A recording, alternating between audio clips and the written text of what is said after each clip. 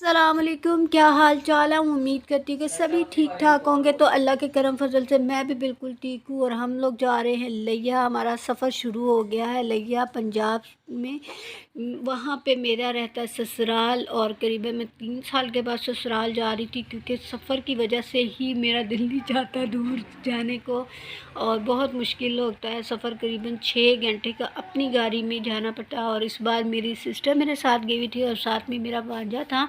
और जिसकी वजह से सफ़र थोड़ा सा आसान हो गया, वरना ना बंदा बोर ही होता रहता है। कितना का म्यूज़िक सुन ले, कितनी की बातें कर ले, सफ़र ख़त्म ही नहीं होता। और बच्चे जब साथ छोटे हो ना तो बहुत मुश्किल होती है। कभी रोना, कभी चीखना, कभी चिल्लाना के बाद समय अब उतार दो गाड़ी में, क्यों हम गाड़ी चलती ही क्यों जा रही है, चलती क्यों जा रही है।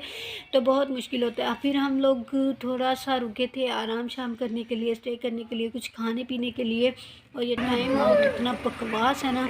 मैं तो खूंगी जो भी मोटरवे पे चलते हैं ऐसी जगहों पे, कभी कुछ ना जाने गाड़ी पे बैठ के चीज़ी खाते हैं। चलो अच्छी नहीं होती है, इतने पैसे बर्बाद होने वाला। हमने सब ने ही सैंडविच पैटीज पता नहीं क्या क्या ले लिया और बाद में खाया नहीं गया। और परिंदों को हम डाल के आगे स्टे किया था, तो अब्बा इतना नुकसान ही होने वाला हमें। फिर हम लोगों ने फ्रेश फ्रूश हुए, फिर थोड़ा सा रुके, फिर हमारा सफ़र शुरू हो गया। और ये था इनके मतलब कि घर के अदर आधा हिस्से में आता रेगिस्तान, और दरमियान में बस अब उनके घर के, इनका घर एक शहर में भी है और एक इनका गांव पे भी है। क्योंकि गांव में इसलिए इनकी अम्मी अबू रहते हैं मेरे ससुराल वाले, क्योंकि मेरी इनकी दादी और दादा भी हैं, अभी जिंदा है माशाल्लाह से।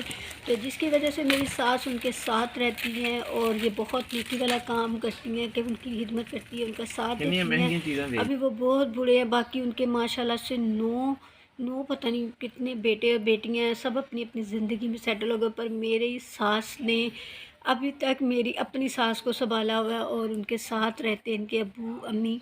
तो सलूट करती हूँ उनको। फिर भी उनकी हिम्मत है नहीं, तो लोग अपने बारे में सोचते हैं पर उन्होंने अपने बारे में नहीं, अपनी आखिरत के बारे में सोचा। बहुत अच्छा लगा था मुझे ये बातें देख के, सुन के।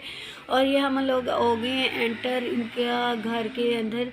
और यहाँ पे बस इर्द गिर्द सारे खेत हैं और बाकी इनका आगे डेरा सा बना हुआ है। फिर आगे स्टे करते इनका दरवाज़ा आ जाता है घर का। और ये अंदर आ गए हम लोग। और यहाँ पे इन लोगों ने गायें भैंसें और सब कुछ एक अलग सी जगह बनाई हुई है, वहाँ पे रखा होता है। और यहाँ मेरे बच्चे खुश भी हो रहे थे और रो भी रहे थे, क्योंकि उनको करीब लेके जाते थे तो वो रोते थे, दूर से वो खुश हो रहे होते थे। तो उन्होंने शायद ये ऐसा माहौल, मूसा ने तो पहली बार ही देखा। जोया बहुत छोटी थी, 6 माह की थी जब अपनी दादी के घर गई थी। अब दोबारा वो करीबन 4 साल की होने वाली है, तो अब गई है। तो अब इसे पता चलता है रिश्तों का, और ये जगहों को देख के खुश हो रही थी दोनों बहन भाई। तो इन्होंने तंग भी बहुत किया, कभी नहीं कुछ चाहिए, कभी कुछ चाहिए, कभी कहीं के बस हमें गाड़ी से निकाल दो, हम लोग बाहर ही घूमते रहे। तो बस फिर हम पहुंच गए थे और जाते ही हमने थोड़ा सा फ्रेश हुए, फिर बच्चों को इधर उधर दिखाया, वो भी थोड़ा खुश हो गए। फिर उसके बाद हमें मिला नाश्ता। नाश्ते में हमें मिला था परांठे, कच्ची लस्सी, सरसों दा साग, आमलेट और मक्खन। आया है क्या ही मज़ेदार सा नाश्ता था, पंजाबी स्टाइल का नाश्ता हमने किया। उसके बाद फिर हम रेडी शेडी हो गए थे और रेडी होने थे, क्योंकि इनकी हालांकि घर हमारी थी दावत। हमने एक दिन में दो दो दावतें अटेंड की हैं, बहुत मुश्किल था हमारे लिए। और आज हम लोग इनकी खाला के घर दावत करने के लिए आए हुए थे। कभी चाची बुला रही थी, कभी इनकी पप्पो के घर, सबके घर हमने सबको खुश किया, किसी को ना खुश नहीं कर रहे थे, क्योंकि सभी अपनी चाहत से बुला रहे थे। और हम सभी, मैं इनकी खाला का घर देख रही थी और मैं थोड़ी सी वजह को कि यहाँ पे इन लोगों ने खाना हमारे लिए बना के लगा दिया हुआ था।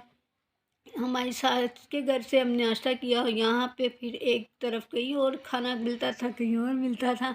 अच्छा लगा, काफ़ी वक्त अच्छा गुजर रहा था और बहुत ही मज़ेदार सा इन्होंने खाना बनाया था। थैंक यू सो मच सबका, जो जिन्होंने इतनी चाहत दी।